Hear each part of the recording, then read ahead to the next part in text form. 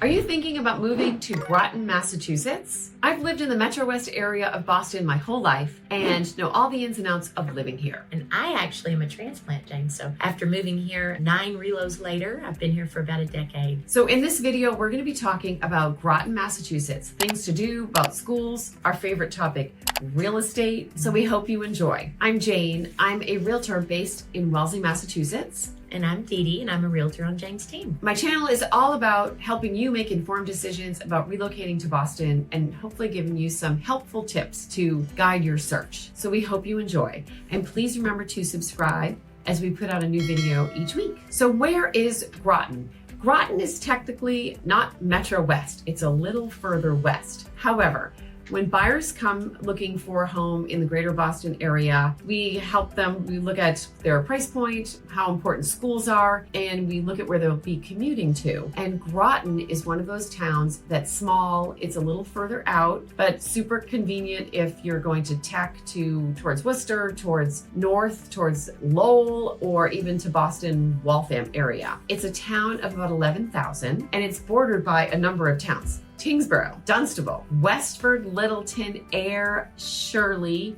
and Townsend. So it's a bunch of small, little, kind of more rural vibe towns. Groton is actually 11,000 people. So of those towns, it's one of the larger populations. Right. And you know what? It also has an excellent school system, Jane. It's got an A+ on the niche rating, which is wonderful. That is in the top 14% of the state. So we definitely recommend it for the school systems. And if you want to be a real data nerd like we are, then it is 48 out of 351 schools in Massachusetts. So nice. Not too shabby. Not too shabby. Not too shabby. It's also a town that's not considered a Boston suburb because of the location. So it's not really, if you're one that we sometimes recommend that you look at the Boston school ratings, the Boston Magazine school ratings. This one's not going to be in there. It's not because there's anything wrong with it. It's really just because it's outside of the suburban area. There's an excellent school I want to highlight there. The Groton School is a very prestigious Christian boarding school, and they have some of the better sports teams in the state for a private school. Really excellent school if you're looking at something like that. Yeah, and I actually have a niece who went there. She lived in Groton, so she went there as a day student. I also know a family from Wellesley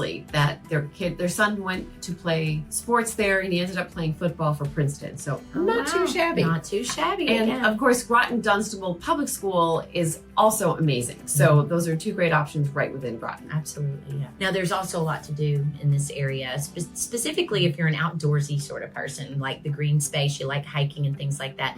Gibbet Hill is a really scenic area, and it is a hill, so that's nice. And let's talk about the castle. Yes, let's talk about the castle. At the top of the hill is the real showstopper, Bancroft Castle, the ruins of Bancroft Castle. There was a General Bancroft. He started to build this castle, and like many of us do, he ran out of money 12 years in.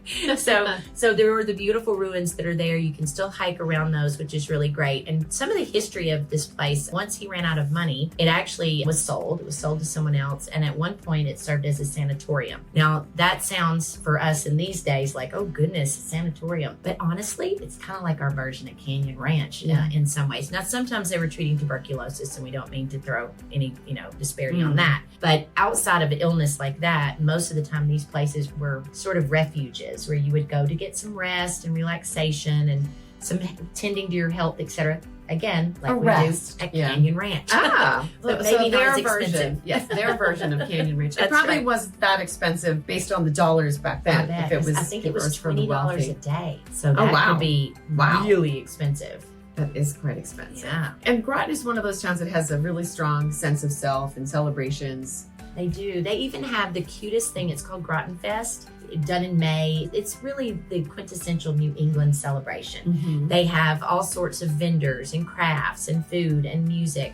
And then they also have Groton Fest Kids, which is really, really clever. It's almost like, what's the show where you bring an idea and they fund it? Shark Tank. Shark Tank. It's like a little Shark Tank for kids, but it's called Groton Fest Kids, and it's for entrepreneurs. There was one kid that actually invented glue for Legos that was washable, so that when you put together your Lego structure, you can have glue for those, but then you can wash it to take it apart. I love it. I love it. Great idea. That's great. Ooh. Yeah. So now we're going to take a look at some real estate, and we're going to look at the least expensive home, a mid-priced home, and the most expensive home that sold in 2024. One of the great things about Groton is there are homes in all different price points, and you can actually get a lot of new construction over 1.2. But I did want to show you a more modest home at 19 Orchard Lane, which was on for $475,000 and sold for $515,000 in 2024. It's about 1,700 square feet, and it's 3 beds, 1.5 baths. Isn't this pretty? Here's a taste of New England in the fall. It's actually very cute and nicely maintained. Older cabinetry. The same family's been in this house for 40 years, but they did a great job preparing it for showing. Super cute. Probably time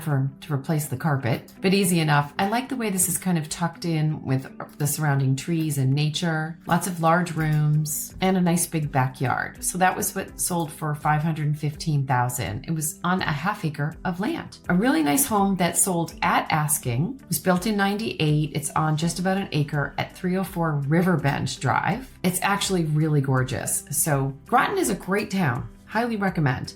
So let's take a look at 304 Riverbend. It's sold just at asking. It has a big colonial detached 3-car garage, gorgeous pool. Now, in New England, we say in real estate that typically pools have a neutral impact on value. That is, our pool season is short, and as many people don't want the liability or dealing with the maintenance as those that do. I certainly would love to have this in my backyard. Nice garage.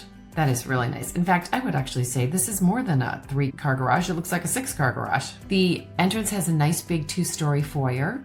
Pretty kitchen. I like the contrasting colors. It's very cozy. An open concept to the family room. Looks like a gas fireplace. Nice dining room with recessed lighting. Love this breakfast room. So this room, I love the colors here. I think it's just beautifully, tastefully decorated. Easy to imagine your own family here. Stone fireplace in the family room. And here's a gorgeous room with, we do have bugs, especially in the country.